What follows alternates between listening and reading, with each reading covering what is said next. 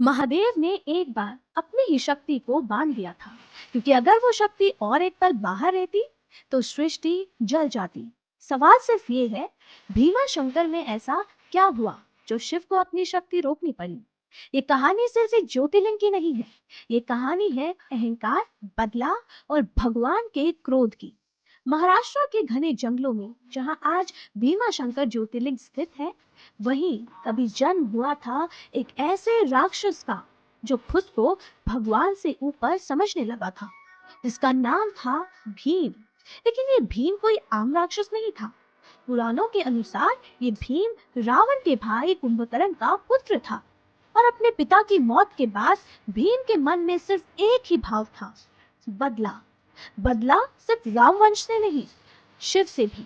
भीम ने सह्याद्री के किसी जंगल में सालों तक तपस्या की, इतनी कठोर तपस्या कि देवता भी घबरा गए। ना भोजन, ना नींद, सिर्फ एक ही इच्छा, ऐसी शक्ति जिसका कोई अंत ना हो। और जब शिव प्रकट हुए, भीम ने मांगा असुर बल, अमर होने जैसी शक्ति और किसी से ना हारने का वरदान।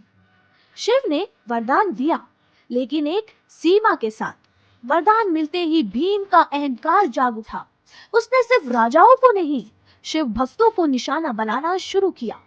यज्ञ भंग होने लगे, ऋषियों को बंदी बनाया गया, मंदिरों को तोड़ दिया गया। सबसे बड़ा पाप, उसने शिव भक्तों को चुन चुन कर परेशान करना शुरू किया। उसने कहा, अब शिव नहीं, सिर्फ भीम की पूजा होगी। यहीं से कहानी मोड़ लेती है।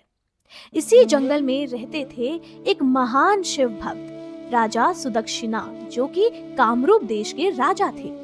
भीम ने उन्हें भी बंदी बना लिया और जबरदस्ती अपनी पूजा करवानी चाही। लेकिन ऋषि ने सिर्फ एक ही नाम लिया, ओम नमः शिवाय।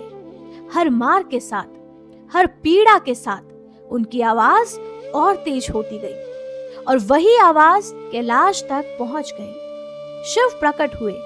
ये कोई शांत महादेव नहीं थे, ये रुद्र रूप था। भीम और शिव के बीच ऐसा युद्ध हुआ जिसका वर्णन शास्त्रों में भी कम मिलता है। ये अहंकार और भक्ति का युद्ध था। पुराण कहते हैं, शिव के प्रहार से धरती कांप उठी, पर्वत हिल गए और अंत में भीम का विनाश हो गया। युद्ध के बाद शिव का तेज इतना प्रबल था कि देवता भी घबरा गए और प्रार्थना की, प्रभु अपनी शक्ति को यहीं स्थिर कीजिए, नहीं तो सृष्टि जल जाएगी। तब शिव ने अपनी शक्ति को यहीं स्थापित किया और वहीं बना भीमा शंकर ज्योतिर्लिंग। भीम के अंत का साक्षी और शंकर के क्रोध का स्मरण। भीमा शंकर हमें याद दिलाता है, भगवान शांत रह सकते हैं, लेकिन जब भक्ति पर वार होता है तो शिव रुद्र बन जाते हैं। ये ज्योतिर्लिंग सिर्फ पूजा का स्थान नहीं, ये न्याय का प्रतीक है। अगर आप भीमा शंकर गए हो तो सिर्फ मंदिर मत देखिए, वहां की शक्ति महसूस कीजिए। ये यात्रा अब और गहरी होने वाली है। अगली कहानी में हम पहुंचेंगे 7वें ज्योतिर्लिंग काशी विश्वनाथ तक, वो स्थान जहां शिव रक्षक या योद्धा नहीं, मृत्यु के स्वामी बनकर विराजमान है।